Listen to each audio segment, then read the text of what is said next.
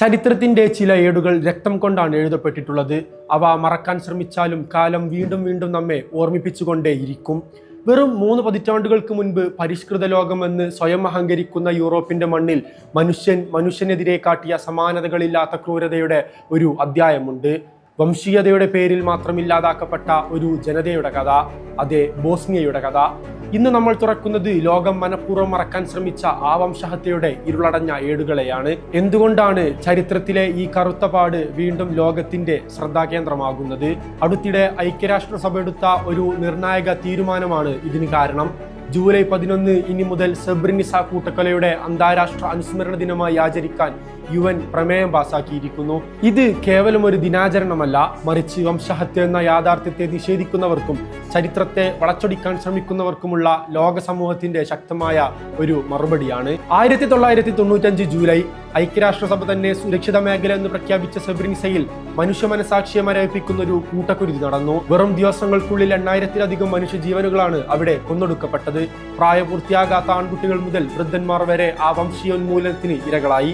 30 വർഷങ്ങൾ പിന്നിടുമ്പോഴും ആ കൂട്ടക്കൊലയുടെ മുറിവുകൾ ബോസ്നിയയിൽ ഉണങ്ങിയിട്ടില്ല.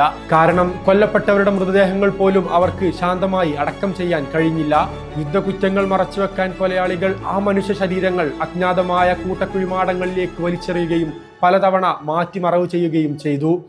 ഇന്ന് അത്യാധുനിക DNA സാങ്കേതിക വിദ്യയുടെ സഹായത്തോടെ 5000-ഓളം മനുഷ്യരുടെ അവശിഷ്ടങ്ങൾ മാത്രമാണ് തിരിച്ചറിഞ്ഞ് സെബ്രിനിസയിലെ പോഡോചാരി സ്മാരക ശ്മശാനത്തിൽ അടക്കം ചെയ്തിട്ടുള്ളത്. ബാക്കിയുള്ളവരോ ഇന്നും ബോസ്നിയയുടെ മണ്ണിൽ എവിടെയോ ചിതറിക്കിടക്കുകയാണ് ആ മനുഷ്യരുടെ ബാക്കി പത്രങ്ങൾ. ഓരോ വർഷവും കണ്ടെത്തുന്ന പുതിയ കൂട്ടക്കുഴിമാടങ്ങളിൽ നിന്ന് ലഭിക്കുന്ന ഒരു തരി അസ്ഥിശകലം വെച്ചാണ് ഇപ്പോഴും അവിടെ കബറടക്കങ്ങൾ നടത്തുന്നത്. സ്വന്തം മകന്റെയോ ഭർത്താവിന്റെയോ ഒരു പിടി മണ്ണെങ്കിലും ലഭിക്കുമോ എന്നോർത്ത് കൊതിയോടെ കാത്തിരിക്കുന്ന ആ കുടുംബങ്ങളുണ്ട്. മനുഷ്യത്വത്തിന് മുന്നിലെ വലിയൊരു ചോദ്യചിഹ്നമായി ഇന്നും അവശേഷിക്കുന്നതും അവരാണ്.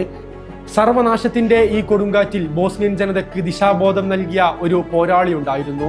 സ്വതന്ത്ര ബോസ്നിയയുടെ പ്രഥമ പ്രസിഡന്റ് ആലിയ ഇസറ്റ് ബെഗോവിച്ച്. ഒരു രാഷ്ട്രീയ നേതാവ് എന്നതിലുപരി അദ്ദേഹം ഒരു ദാർശനികനായിരുന്നു, എഴുത്തുകാരനായിരുന്നു.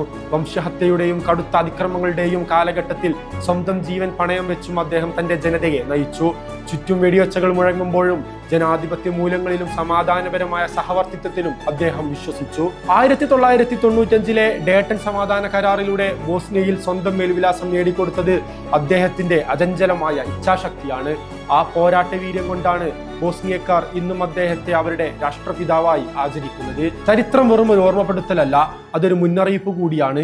വംശീയതയും വിദ്വേഷവും ഒരു സമൂഹത്തെ എത്രത്തോളം അന്തരാക്കുമെന്നതിന്റെ ജീവിക്കുന്ന തെളിവാണ് സെബ്രിനിസ. ഓർമ്മകളെ കുഴിച്ചു മൂടാൻ ആർക്കും കഴിയില്ല. കാരണം മണ്ണിലലിഞ്ഞ ഓരോ അസ്ഥിശകലങ്ങളും ഇപ്പോഴും നീതിക്കായി ശബ്ദിച്ചുകൊണ്ടേയിരിക്കുകയാണ്. ആ ശബ്ദം നമ്മൾ കേൾക്കാതിരുന്നാൽ ചരിത്രം വീണ്ടും ആവർത്തിക്കും, കൂടുതൽ ഭയാനകമായി.